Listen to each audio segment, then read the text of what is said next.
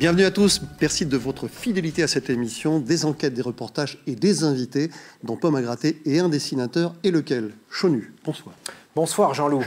Au sommaire, cette semaine, on s'intéresse aux enfants de la guerre, ceux qu'on a aussi appelés les enfants de la honte parce que leur mère était française et leur père allemand. Au sommaire également, en mars dernier, il remplaçait Jérôme Cahuzac au ministère du Budget. Il doit redresser les finances de l'État, un pari pas facile. Et puis, il est le héros de la Normandie. Guillaume le Conquérant, un film français, lui est consacré.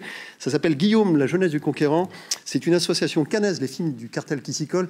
Pas facile parce que sans argent, on fait comment? Bon, Chonu, cette émission vous inspire, vous? Attendez Jean-Louis, il y a de plus en plus de beau monde dans votre émission. Hein. Ils viennent pour votre pomme, c'est ça? Alors vous invitez Bernard Cazeneuve, oui. Guillaume le Conquérant. Alors moi, je veux juste rappeler une chose. C'est heureusement que Bernard Cazeneuve n'était pas ministre du Budget sous Guillaume le Conquérant, parce qu'il aurait dit au Conquérant, on n'a pas le budget pour aller en Angleterre, et donc lui, Guillaume, il aurait tranché, contrairement à François Hollande. Donc heureusement, il est beaucoup plus heureux à Bercy qu'en 1066. Hein. Bon, il est avec nous, Chenu, pendant une heure. Oui. Bon, alors, Edith, Emmanuel, vous connaissez les food trucks? C'est la grande mode aux États-Unis. Food truck. Ah, food truck, d'accord. Ça débarque en Normandie. C'est simple, c'est une cuisine ambulante qui vous attend à la sortie du bureau.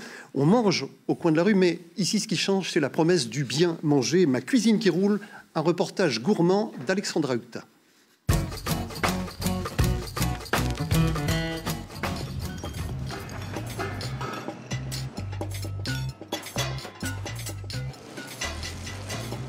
Une cuisine qui roule, c'est une cuisine où tout le monde carbure dès 9 h du matin. Les oignons, on les fait compoter à la graisse de canard. On fait le confit. On va pas garder, on va pas jeter la graisse de canard. Mais une cuisine qui roule, c'est aussi ça. Un camion tout spécialement aménagé et équipé de véritables pianos de chef. Macram, tu prends le sac avec moi, on vérifie s'il y a du gaz. En un an, ce restaurateur avait perdu 40% de sa clientèle à midi. Alors, pour sauver 2 emplois et éviter des licenciements en cuisine, il a fait le choix de se diversifier en investissant 50 000 € dans son camion. Vogue sur la vague qui marche très fort en ce moment. C'est clair, on copie ce qui se passe sur Paris. Ça marche très bien. Pourquoi on ne le ferait pas en province? Et c'est ce qu'on appelle un food truck. Ils sont sur la route, les rois de la gastronomie rapide. Ils roulent jusqu'aux clients. Et leur caverne d'Ali Baba, ce sont ces zones industrielles dans les agglomérations, où il n'y a rien d'autre. Alors le resto mobile se met à leur service jusqu'au chapiteau pour que les clients mangent sur place. Il y a des bureaux, il y a des entreprises où on n'accepte pas que les gens viennent avec leur nourriture dans les bureaux, je pense. Bœuf mimolette d'Isigny, on a le cochon camembert et le poulet fromage à raclette, saupoudré d'un peu de curry, le poulet. Cette street food en roulotte joue la carte des produits sains et locaux, préparés en amont en cuisine. Rien à voir avec le hot dog frites surgelé. Chez les food trucks, on articule qualité et mobilité. Le bien manger, rapide et efficace. Pour moi, c'est l'avenir de la restauration le midi. Les gens n'ont plus le temps de manger le midi. Ils se consacrent à leur travail, réduisent leur temps de pause du midi pour être le plus vite chez eux le soir. J'ai sa route à traverser, ça me prend 10 minutes et que là sinon il faut prendre la voiture, aller dans Colombelle pour aller chercher un plat ou une sandwicherie et tout. Donc on perd facile 10 minutes, un quart d'heure, alors que nous, vis-à-vis du travail, on n'a pas 10 minutes à perdre. Donc ça là c'est juste à côté, c'est vraiment super quoi. La ruse des food trucks, c'est de s'installer dans des lieux inattendus. On négocie avec une entreprise une place sur le parking contre un service aux salariés et tout le monde y gagne. Descendre sur Caen, c'est long. Vous avez perdu un quart d'heure, 20 minutes pour y aller, un quart d'heure, 20 minutes pour remonter. Le temps pour manger est très court du coup. Et puis il y a aussi le niveau de vie des gens qui fait que. Voilà. C'est un peu moins cher que le C'est restaurant. un peu moins cher que le restaurant. C'est sympa, c'est convivial. En plus, c'est de la qualité, alors on n'a pas à se plaindre. Au bout de 4 semaines d'activité, Patoche a déjà atteint 50% de son objectif, fixé à 10 000 € par mois de chiffre d'affaires.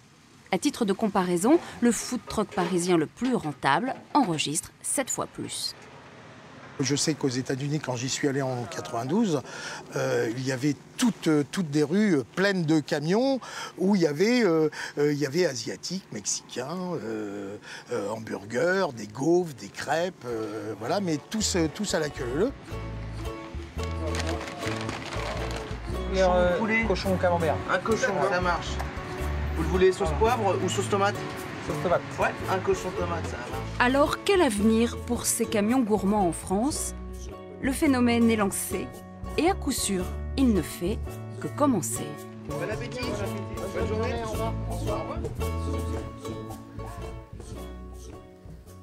Ma cuisine qui roule, un reportage très gourmand d'Alexandra Huctin, ça donne vraiment envie d'aller manger là-bas, n'est-ce pas, Chenu? Enfin, écoutez, Jean-Loup, vous nous faites passer ça pour une nouveauté, mais regardez, c'est le plus vieux métier du monde, ça existait bien avant, là, regardez, nous, on en a beaucoup à Caen, d'ailleurs, sur les bords de l'Orne. Vous êtes content de vous? Des guinguettes, Ouais, c'est bien. des petites loupes. Ah oui, c'est pas les mêmes camions, ça c'est clair. C'est Alexandra Huctin qui vous parle, parce qu'Alexandra nous a rejoint. Alors dites, Alexandra, c'est l'avenir, c'est food truck, c'est l'avenir de la restauration en Normandie? Ben, c'est l'avenir, vous le voyez dans le reportage. En tous les cas, les consommateurs attendent ce nouveau genre de camion parce que on vient au pied de leur bureau à la sortie du travail et ça c'est pratique. Et tout de suite, donc, les consommateurs répondent. Et puis, c'est l'avenir chez les cuisiniers. Parce que je donnerai un chiffre, il y a un fabricant dans le nord de la France, un fabricant de ces camions, de ces food trucks, de ces camions cuisine, ces camions qui roulent. Et bien ce fabricant, on a vendu 3 en 2012, il en a vendu 30 en 2013. Ah oui, ça marche et l'année bien. n'est pas finie. Hein, donc, bon, alors, on voit la couleur jaune, plutôt sympa d'ailleurs, de ce camion. Eh bien, aux États-Unis, vous le savez, vous, Alexandra, le public doit le savoir, mais quand même, vous allez regarder, eh bien, il y a beaucoup de couleurs. On va accueillir tout de suite Laurent Camp pour nous en parler.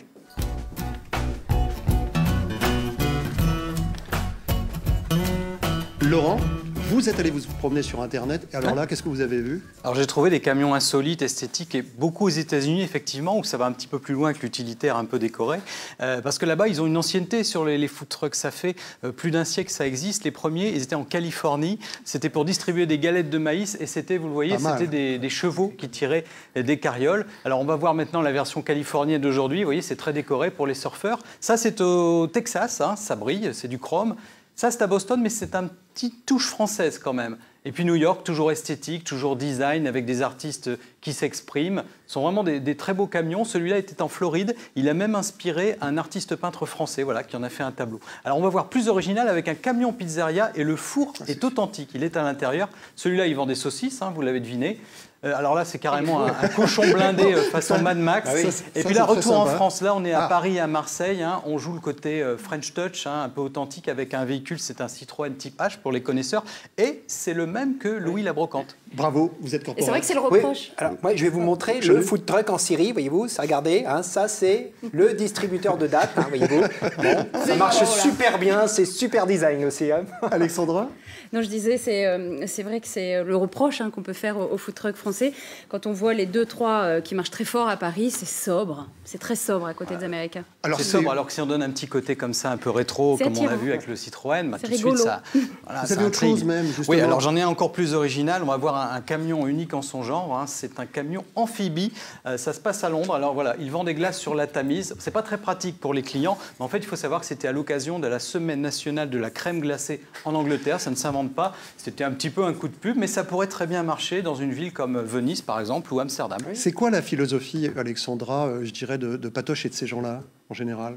C'est avant tout d'aller au contact des gens, d'avoir son camion mobile, sa cantine qui roule. Enfin, il y a des tas de noms comme ça qui existent. Mais c'est aussi pour des raisons économiques, finalement? Pour des raisons économiques qu'il le fait ou pas? C'est proposé à un tarif raisonnable, bien sûr, puisque de toute façon, le restaurateur ou le cuisinier qui a ce type de camion a peu de charges comparé à un restaurateur classique. Alexandra, juste une chose. Quand les usines ferment, finalement, les ouvriers qui n'ont plus de travail peuvent aller... toujours manger, ils peuvent pointer chez Patoche, en fait. C'est vachement bien. Alors, il y a un avenir là-dedans, les ouvriers, là. Mais non, ils peuvent se reconvertir en food trucker, parce que voilà, c'est simple, en fait... C'est plus simple d'ouvrir un food truck que d'ouvrir un restaurant. C'est 3 ou 4 fois moins cher, Emmanuel. Alors 50 000 € suffit pour acheter un camion.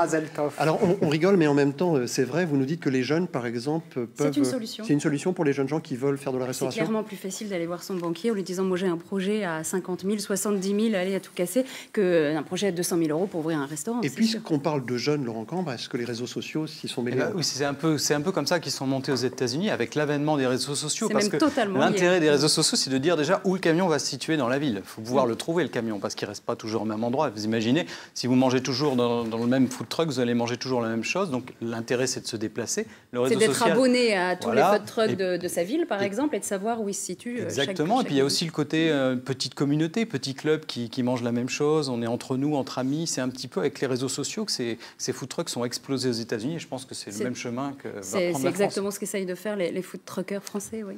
Bon, alors Chenu, peut-être conclusion, vous voulez me recycler, Jean-Loup, c'est ça je vais être viré, c'est ça. Vous voulez me virer, donc je vais vendre des kebabs à Hervé. Merci, c'est sympa.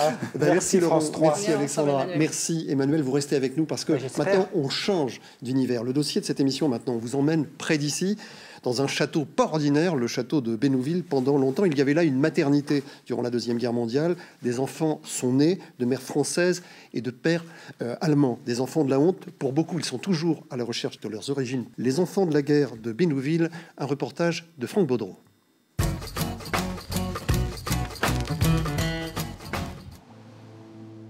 C'est un château du 18e. À Bénouville, le long du canal de l'Orne, il partage le haut de l'affiche touristique avec le fameux Pegasus Bridge. La Chambre régionale des comptes vient de quitter les lieux. Le château va connaître de nouveaux pensionnaires, une reconversion, comme il en a déjà connu par le passé.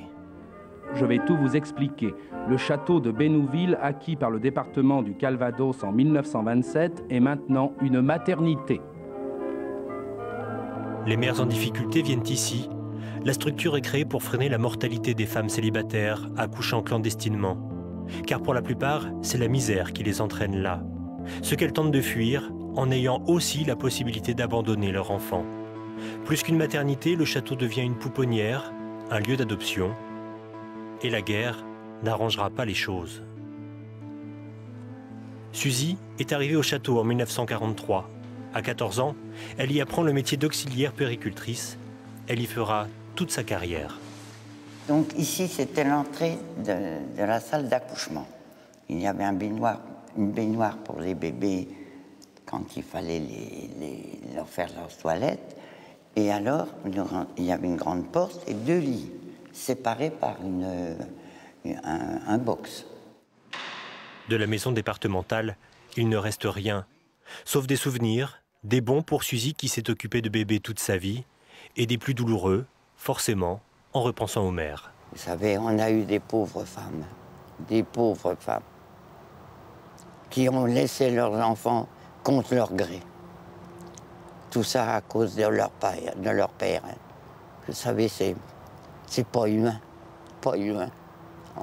Moi, j'en ai connu, vous savez, qui ne voulaient pas. Et leur père et leur mère les obligeaient. Ben, vous savez, plus d'une fois, j'ai pleuré avec elles, croyez-le bien. À l'époque, être mère avant d'être mariée est impensable. Et en pleine guerre, porter le fruit de l'ennemi serait presque un crime. Et elle en a vu Suzy à la mater. Il y avait bien un enfant sur 7 ou 8 qui était d'allemand. Oh oui, oh oui, oh oui, oh oui, oh oui. Parce que les filles mères se confiaient à vous? Ben oui, elles se confiaient. Vous savez, on voyait bien les petits, ils étaient beaux. C'était beau, les bébés. Ils étaient des beaux petits blonds.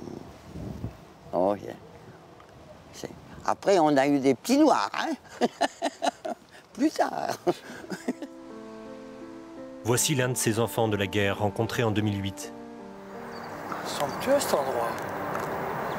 Quel con alors de pas être venu avant. Le chanteur Gérard Lenormand est né ici, en 1945. Un fils de Boche aux yeux de certains, un enfant de la honte aux yeux de sa mère Madeleine, qui ne l'a pas abandonné pour autant. Mais elle est tyrannique, autoritaire. Il comprend pourquoi à l'âge de 36 ans, le jour où il apprend la vérité sur sa filiation. Son père est un soldat allemand, il ne le connaîtra jamais. Il se confie dans un livre autobiographique en 2007 pour que sa mère ouvre les yeux, change son regard sur lui. J'ai toujours dit que je n'attendais rien de ce livre. Mais j'espérais quelque chose, mais je n'osais pas l'évoquer parce que, au fond de moi, je savais qu'il n'y avait rien à espérer. Et à un moment, j'ai cru qu'il y avait quelque chose. Et puis, j'ai essayé de voir ce qu'il y avait. Et puis, en fait, il n'y avait rien du tout. Donc, rien de changé. Et voilà. 170 000 exemplaires vendus plus tard, Gérard Lenormand n'a pas souhaité participer à notre reportage. Il considère qu'il n'a plus rien à dire sur le sujet aujourd'hui. Il aurait pourtant toute sa place avec eux. Plus l'association prend de l'âge, plus on découvre des gens curieux de connaître l'endroit où ils sont nés. Nous sommes à l'Assemblée générale de l'association Maison départementale de Bénouville. La MDB compte 70 adhérents. À l'origine, des anciennes employées. Mais au fur et à mesure, depuis 2008, les enfants nés au château ont rejoint le mouvement. Soudés par ce lieu de naissance hors du commun. La maternité n'était pas réservée qu'aux mères célibataires, elle était aussi un établissement classique. Alors je suis née ici, à Bénouville, le 31 octobre 1942. C'est la maman d'Annie Girardot qui m'a mise au monde, avec la directrice, Madame Vion. Pour d'autres, ce château est le début d'un grand mystère. Le mystère sur leur origine. Alors, que dire? On exergue, par exemple, qu'on n'est jamais débarrassé de son enfance. Donc c'est un peu la raison de ma présence ici, mes recherches. Jean-Loup a 71 ans.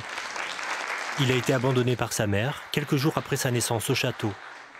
Dans les années 90, il obtient un document de la DAS. L'État facilite l'accès aux origines personnelles. Alors voilà, il s'agit du feuillet de mon acte de naissance, qui date du 1er janvier donc 1942, ma mère étant entrée ici le 27 décembre 1941. Voilà. Voilà, c'est votre premier document officiel. C'est mon premier document officiel. Voilà, ouais. Et grâce à ce document, vous avez pu retrouver le nom de votre mère? Absolument. Il y a son nom, oui, je l'ai retrouvé. Donc, et à l'âge de mes 50 ans, j'ai pris contact avec elle et bon, ça s'est pas très bien passé. Mais bon, je l'ai quand même retrouvé. Donc c'est un morceau du puzzle. Un morceau seulement, car sa mère n'a rien voulu dire sur le père. Mon souci principal était de savoir qui était mon géniteur. Qui était dans mon imaginaire, je me disais qui était-ce. Bon, ma mère avait 17 ans. Était-ce un viol? Était-ce par un Allemand? Était-ce par un Français? Son mari, à ce moment-là, son mari était parti pendant 5 ans prisonnier de guerre en Allemagne. Donc tout ça s'est passé pendant son absence. Alors qu'est-ce qui s'était passé? Moi, je me suis interrogé. Et maintenant, je n'ai toujours pas la réponse, puisqu'elle est partie avec son secret. J'ai senti quelque chose d'inavouable chez elle. Après 25 ans de recherche, il vit encore dans le doute et cherche ses racines.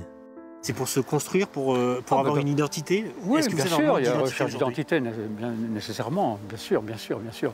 Enfin, je m'en suis sorti quand même très bien, malgré tout. Pour découvrir sa filiation, la première étape est ici. Ça, c'est le coffre-fort. 19 000 actes de naissance sont recensés à la mairie de Bénouville. Des cris et des larmes ont été lâchés dans ce bureau de l'état civil. C'est une émotion forte quand on découvre des choses nouvelles. Je crois que c'est vrai pour tout à chacun. Il y a des découvertes, enfin, ou du moins des révélations qui sont faites à certaines personnes qui sont en recherche justement de leur propre histoire. Alors il y a aussi des limites à la diffusion de ce qui s'est passé aussi au moment de leur naissance, notamment les accouchements sous X. Si certaines femmes étaient admises au château, en maternité secrète et parfois sous un faux nom, la loi du 2 septembre 1941 autorise les mères à accoucher anonymement. Et dans ce cas, aucune information ne filtre pour les enfants nés sous X, cherchant leur origine. Aux archives départementales, toute la paperasse de la maternité est conservée dans ces rayonnages. 90 mètres de dossiers mis bout à bout, des boîtes contenant parfois des secrets. Ce sont tous les dossiers des mères. Là, on est vraiment devant les dossiers des mères qui ont accouché à Bénouville. Et la boîte que je tiens, c'est les naissances qui ont eu lieu en 1944. Il est parfois difficile de trouver de vraies informations sur les patientes. Sur ces dossiers, on peut constater un nombre relativement important de mères qui se déclarent comme inconnues. Vous voyez, 2 dossiers en peu de temps, puisqu'effectivement, il y a une augmentation assez importante du nombre de naissances sous X durant la période concernée, durant la période de la guerre et de l'immédiat après-guerre. En 1941, une vingtaine d'enfants étaient abandonnés au château. En 1945, un tiers des 200 naissances sont des enfants nés sous X ou abandonnés. Il y a beaucoup de brassage de population, il y a des soldats, il y a des réfugiés, des jeunes gens qui arrivent, qui se rencontrent. Moins de surveillance de la part de la famille, de la société. Il y a une sorte quand même d'effondrement des surveillances familiales et sociales habituelles.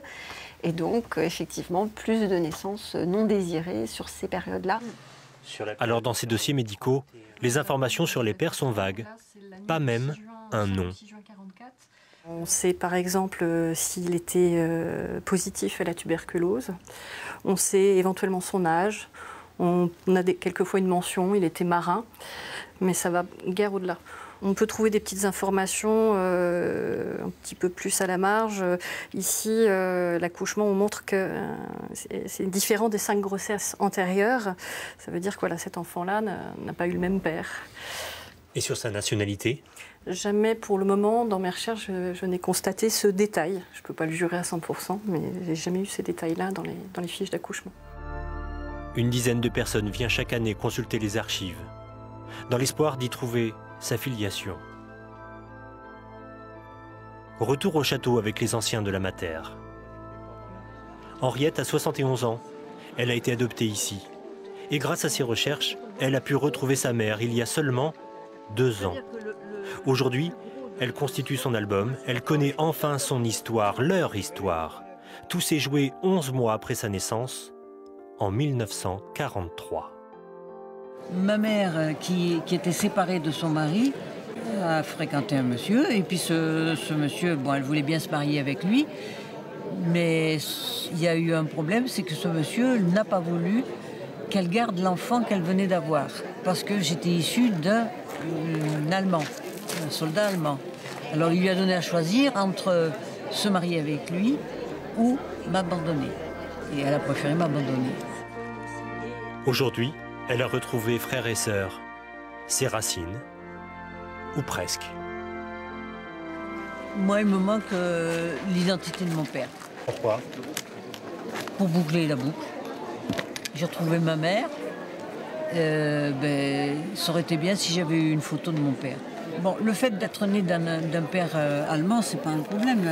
La question n'était pas là, mais c'est de ne pas l'avoir connu. Je sais qu'il s'appelait Peter, mais bon, j'ai rien d'autre. Personne n'a gardé de traces de lui. Parce que bon, ça a été quelqu'un qui est passé et qui est reparti, puis il est mort au front. Du moins, c'est ce qu'elle croit savoir. Quelques jours plus tard, des membres de l'association AMDB se réunissent à nouveau.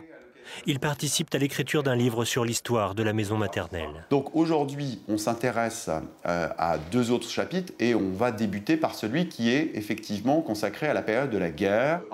Marqué par le temps qui passe, il témoigne, il se livre, enfin. Comme Françoise, adoptée au château pendant la guerre.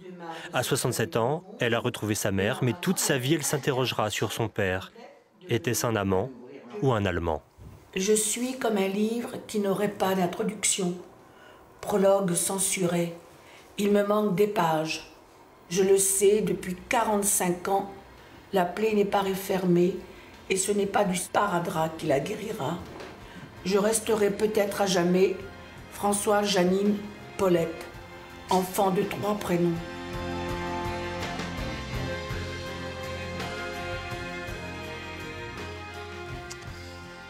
Les enfants de la guerre de Bénouville, un très beau reportage de Franck Baudreau. Emmanuel, quand on voit ça, qu'est-ce qu'on se dit? Alors, est-ce que cet oiseau est un oiseau de malheur? Non, regardez, c'est un oiseau de bon augure parce qu'il amène la vie. Donc, il faut laisser passer la vie, c'est merveilleux. Voilà. C'est très beau comme dessin, bravo Emmanuel. Alors, en tout cas, Franck Baudreau, y a-t-il du nouveau depuis ce reportage que vous avez tourné à la mi-septembre? Oui, il y a du nouveau. Regardez cette photo.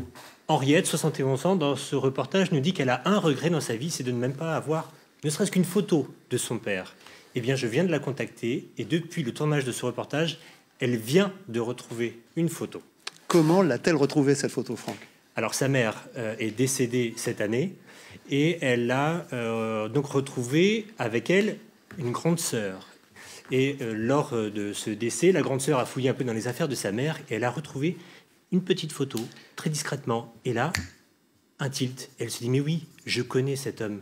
Mais oui, c'est lui, c'était ce fameux soldat allemand. Et quel est l'espoir d'Henriette aujourd'hui? Alors, elle est encore plus déterminée que jamais.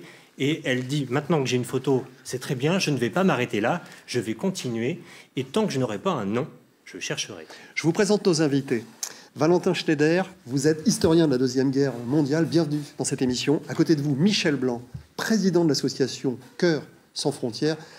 Michel Blanc, quand même, qu'est-ce que cette association?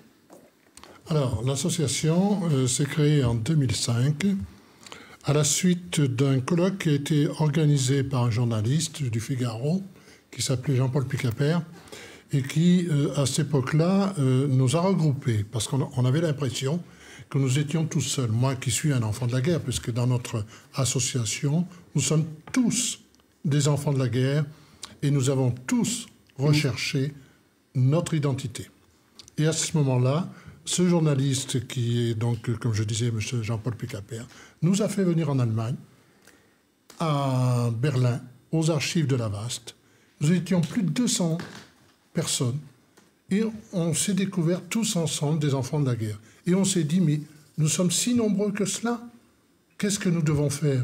Nous allons créer une association, nous réunir et tous ensemble essayer de retrouver, pour ceux qui ne sont pas encore, qui sont encore en recherche, nous allons essayer de les aider par notre expérience à retrouver le maillon manquant. Oui, on est plus fort ensemble. Voilà. Franck. Alors justement, pour Henriette, qui va se mettre dès aujourd'hui à la recherche de son père, qu'est-ce qu'elle peut faire concrètement aujourd'hui pour suivre sa trace?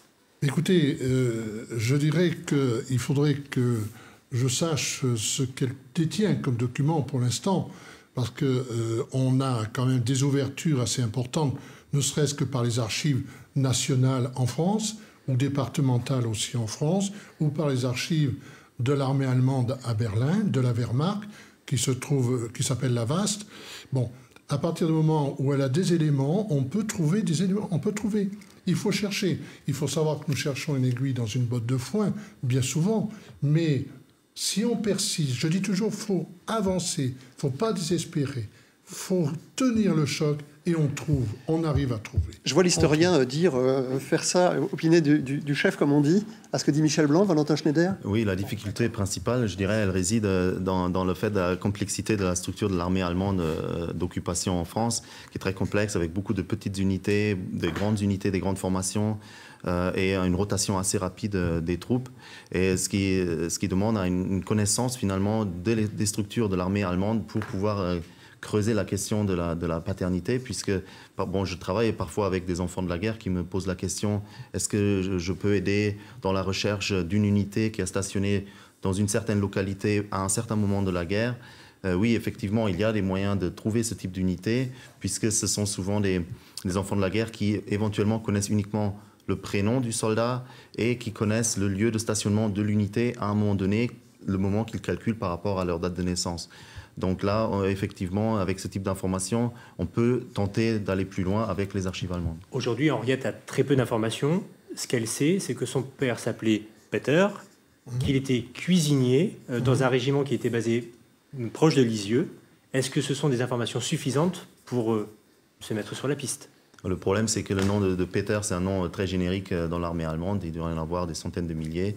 On peut essayer de creuser la question, on peut essayer de savoir quelle unité était stationnée dans cette localité et ensuite consulter les listes de personnel de cette unité-là aux archives allemandes et essayer de voir s'il y a effectivement un Peter.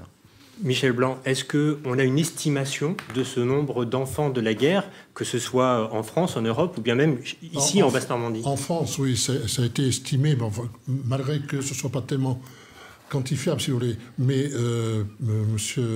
Virgili, qui est un historien très connu, a estimé, lui, et qui travaille beaucoup sur le sujet, que vous connaissez, nous a toujours dit qu'il fallait estimer à 200 000 le nombre d'enfants de la guerre pour la France. En France, 200 000 enfants? Oui, 200 000 pour la France, Est-ce qu'en Basse-Normandie, on a un chiffre également, une estimation? On ne peut pas quantifier. Sur la Normandie, on ne peut pas quantifier. Mais bon, parce qu'il y a beaucoup ça paraît énorme. Ça paraît énorme. Est-ce que ça veut dire, et c'est une question qu'on peut poser à vous et peut-être à l'historien aussi, est-ce que ça veut dire que c'était une cohabitation? Je crois que c'est la terminologie que vous employez d'ailleurs, vous, Valentin Schneider, cohabitation. Oui, donc l'existence même des enfants de la guerre, on voit là une autre réalité de l'occupation, c'est-à-dire la cohabitation forcée entre Français et Allemands. Donc, il faut savoir que les Allemands, généralement, le simple soldat allemand n'avait pas choisi de venir stationner en France. Et donc, il y a cette cohabitation qui se met en place et où des relations finalement assez banales dans les villages peuvent se mettre en place et qui peuvent donner naissance à des relations amoureuses entre Françaises et Allemands, puisqu'il faut savoir que les Allemands, dans beaucoup de lieux de cantonnement, sont un des principaux employeurs et il y a beaucoup de Françaises qui vont travailler dans les cantonnements. Je reprendrai quand même ce qu'il vient de dire. Valentin, c'est que relation amoureuse. C'est extrêmement important. Pourquoi vous insistez? Parce qu'il y avait aussi des viols, on imagine, il y avait aussi... Non. Très peu de viols. Très, très peu. Ça n'a été que des relations amoureuses. Si je prends mon cas, ma mère a vécu avec mon père 5 ans. 5 ans. Parce que vous êtes un enfant de la guerre, M. Blanc? Pardon? Parce que vous êtes aussi un enfant de la guerre? Absolument, oui. Je l'ai dit dès le départ, nous sommes tous des enfants de la guerre. Tous. Mais tous avec des histoires singulières. Alors, oui, tout à fait. Et c'est donc la difficulté, j'imagine, pour l'historien, et puis pour vos autres associations, finalement, de retrouver... mais 70 ans après, qu'est-ce qu'il reste de cette histoire? Parce que finalement, l'Europe existe aujourd'hui. Est-ce qu'on peut le dire d'une certaine façon que c'était les enfants de l'Europe?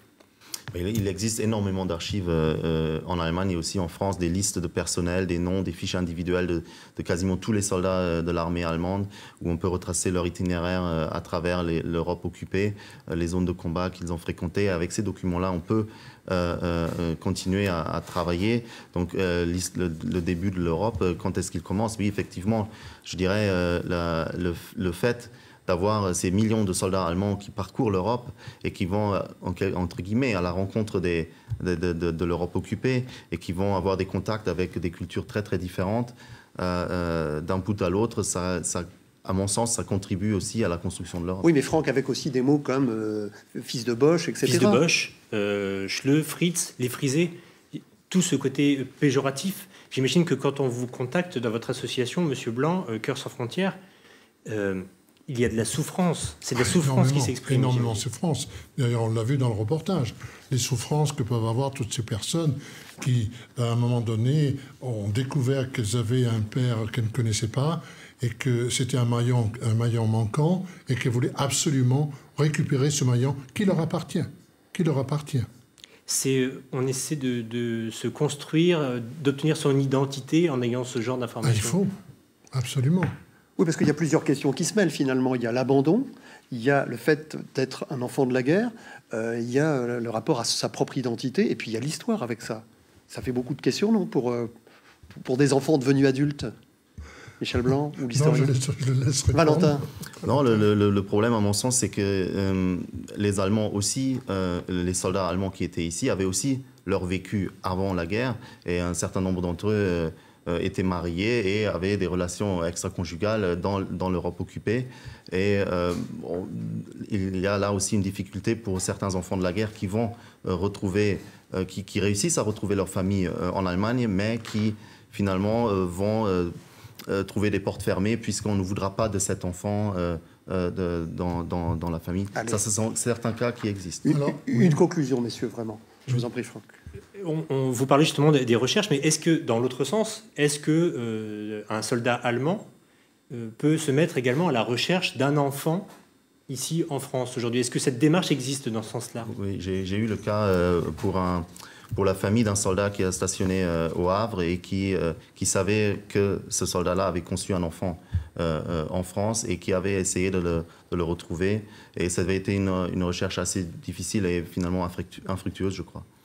Merci à tous les deux d'être passés. On peut rappeler quand même qu'il y a un site internet, n'est-ce pas, Franck, n'est-ce pas, Monsieur Blanc? On va le regarder tout de suite s'inscrire. Vous vouliez dire quelque chose pendant que s'inscrit il est clair que les enfants de la guerre sont beaux. Je ne suis pas sûr que si Angela et François Hollande nous font un bébé, cet enfant de la paix sera réussi. Ils ne pourront pas le déposer à Bénouville parce que maintenant c'est fermé.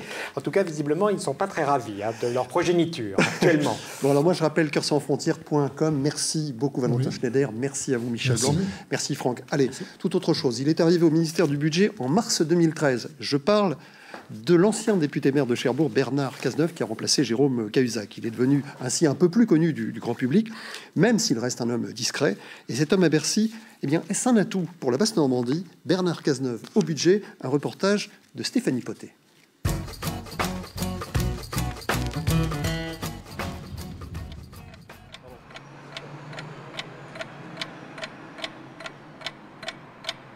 C'est quelqu'un qui effectivement avance pas à pas, dossier par dossier. Il y a eu Karachi, maintenant c'est le budget, c'est des dossiers très très lourds. Il mène son chemin, il mène sa barque doucement mais sûrement. Il est un peu perçu comme quelqu'un d'un petit peu gris médiatiquement, mais il est très apprécié par François Hollande parce qu'il connaît ses dossiers, il est loyal. L'an dernier, à la même époque, Jérôme Cahuzac était la révélation médiatique de l'année. François Hollande a choisi un silencieux pour le remplacer. Bernard Cazeneuve, ministre du Budget, il est connu pour ça, ne laisse rien filtrer. Langage techno et langue de bois. Je ne sais pas ce que c'est que la langue de bois. Il y a des choses en politique qu'on ne peut pas dire parce que ce n'est pas le moment de les dire. On appelle ça la langue de bois. Et quand on ne fait pas de la langue de bois en disant des choses qu'il ne faut pas dire au moment où ça s'appelle une gaffe. Donc dans les deux cas, on perd. Le petit soldat inconnu du grand public, le stratège de François Hollande, a pour mission de faire avaler dans son propre camp la pilule amère de la rigueur. Au passage, dans le gouvernement, ses ennemis se font de plus en plus nombreux. On avait beaucoup d'amis avant. Et après, on a beaucoup de collègues avec lesquels il faut discuter de façon exigeante, parfois tendue, parce que le ministre du Budget est quelqu'un qui doit savoir dire non, sinon il faut qu'il prenne une autre responsabilité ministérielle. Dur métier que celui de ministre du Budget. Nous souhaitons que les budgets s'équilibrent exclusivement par des économies en dépenses. Exclusivement par des économies en dépenses. Les temps sont rudes, il faut serrer très fort les cordons de la bourse, voire en couper certains. Sa première copie à Bercy sera forcément impopulaire. Pourtant, à quelques jours de la présentation du budget, Bernard Cazeneuve est ici littéralement accueilli comme un sauveur. Nous sommes à Cherbourg, son ancien fief de député-maire. Après 4 ans sans projet, les constructions mécaniques de Normandie viennent de signer un contrat de bateau avec le Mozambique pour 200 millions d'euros. Et aujourd'hui, à Cherbourg, c'est la journée de la gagne. Voilà. Quand Cherbourg était en difficulté, j'étais là, toujours présent. Mais tirer la couverture à soi quand tout va bien, c'est un genre de côté politique dans lequel d'autres excellent, mais moi non. Est-ce que les relations privilégiées que vous entretenez notamment avec ce Cazeneuve ont joué dans la réussite de ce contrat? Non. Absolument pas. Non. C'est-à-dire que c'est un contrat qui vous incombe totalement, c'est votre travail à vous? C'est un contrat qui n'a rien à voir avec M. Cazeneuve. Je crois que lui-même vous l'a dit aussi. Pourquoi M. Cazeneuve, c'est votre ami? Bah, écoutez, 20 ans de relation depuis qu'il est à Cherbourg et moi aussi, ça crée des amitiés. Un ministre sur le territoire, ça peut faciliter les choses, dépatouiller les situations. Ces salariés d'Honeywell de Condé-sur-Noireau le savent bien, ils viennent d'être reçus dans la petite mairie de l'Essai pendant une demi-heure. Nous concernant, c'est pour la reconnaissance ambiante du site Honeywell de Condé-sur-Noireau. Donc, demander d'obtenir une véritable reconnaissance et pas uniquement une reconnaissance sur 3 ans. Qu'est-ce qu'il vous a dit, M. Cazeneuve? Je vais vous en dire trop, mais on va continuer à discuter. Soir pluvieuse, soir heureux.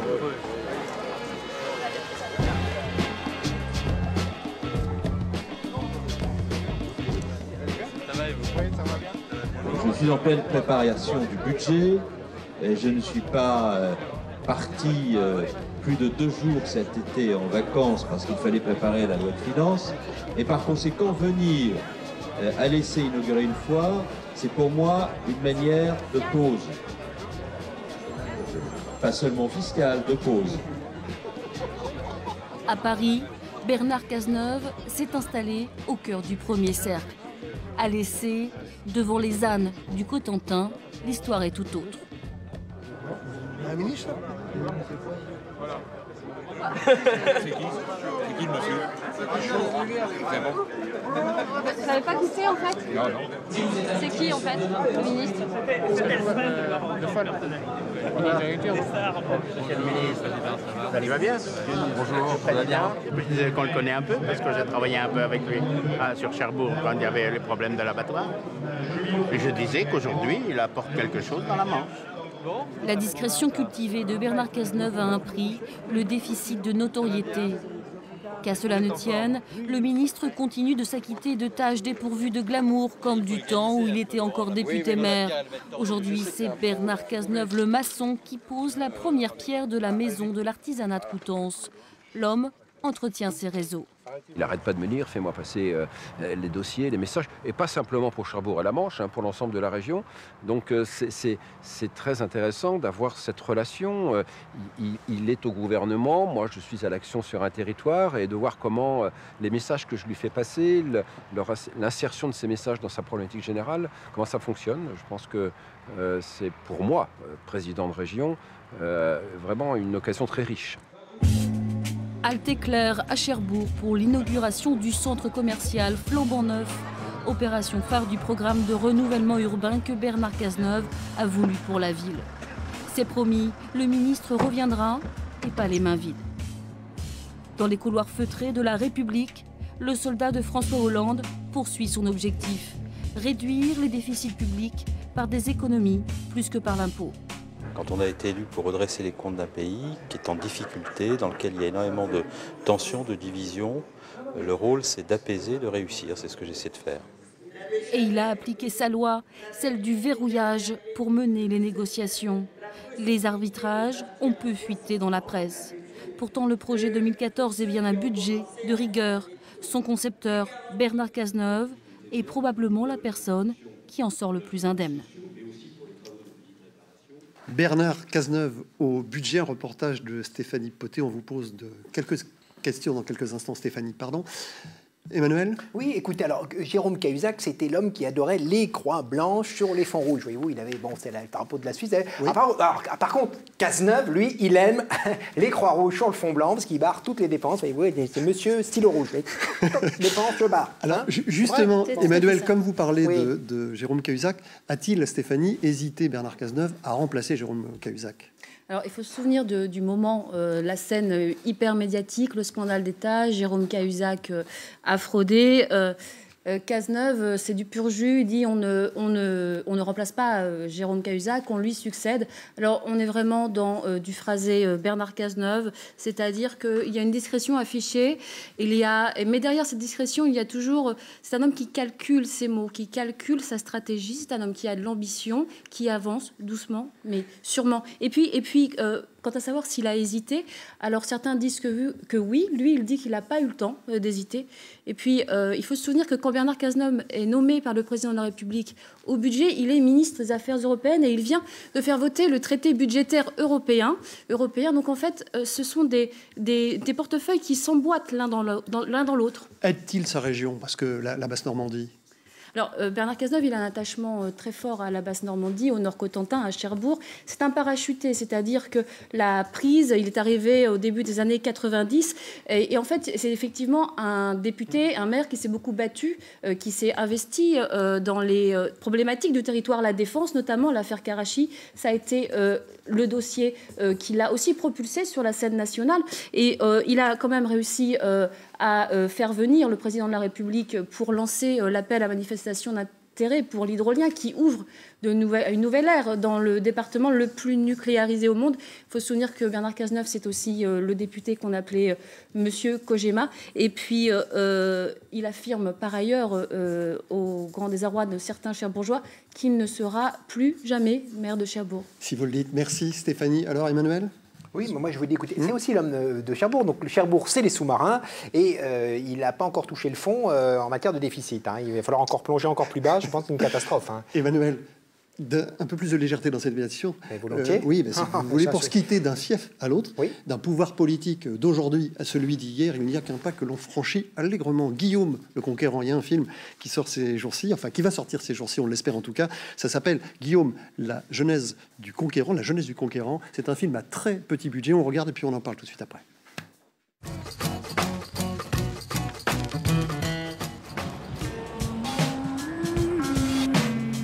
À Honfleur, ce jour-là, on est venu assister au tournage d'une des dernières scènes du film normand tant attendu, Guillaume, la jeunesse du Conquérant, réalisé par Fabien Drujon.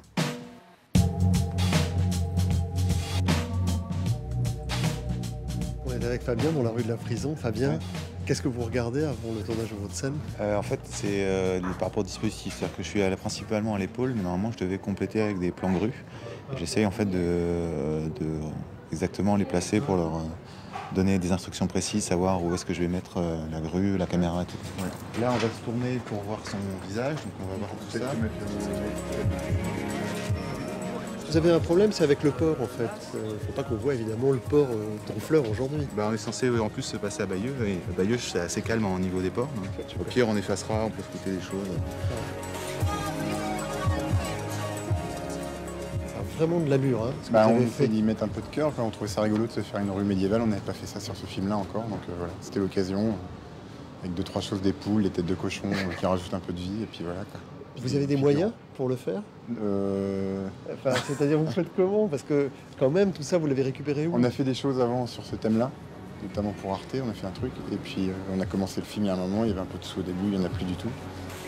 55 000 € de budget pour un long métrage, c'est-à-dire pas de moyens, une énergie incroyable, une envie de bien faire, des pros, tous ces bénévoles, on vous dit, comme Caroline, la costumière.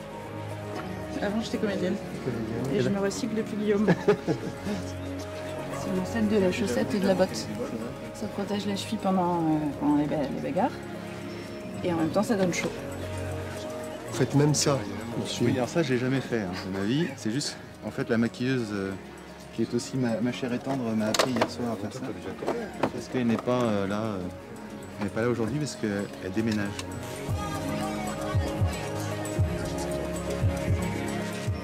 C'est lourd? Ouais, c'est assez lourd. Surtout à mettre, c'est pas évident. On est obligé d'être à 3 pour la mettre. Ouais. Moi, je vais être archéologue. Ouais. Et après, je fais l'archéologie, mais par le cinéma. Je fais la résurrection d'époque par le cinéma. À 30 ans, Fabien Drujon réalise son premier long métrage sur le héros normand.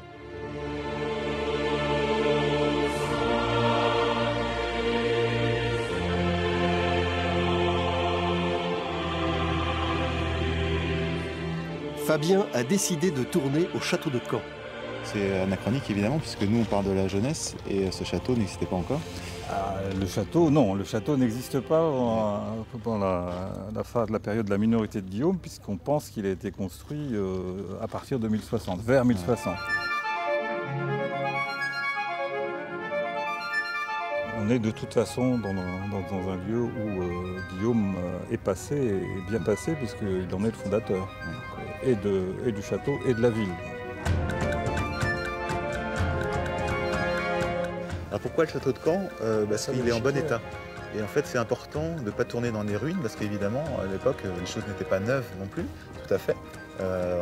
Mais les choses étaient quasiment neuves. Et donc, du coup, c'est important de pouvoir tourner dans des lieux, certes, sont patinés, mais qui n'est pas totalement en ruine. Moteur demandé. Ça tourne à l'image. Action, figuration. Top, Eric. Eric joue le rôle de Renouf, un baron normand.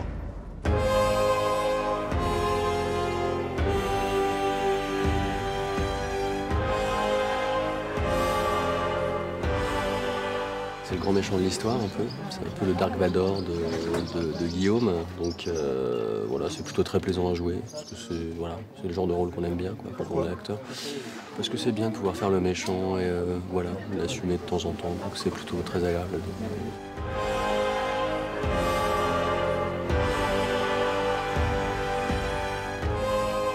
Coupé.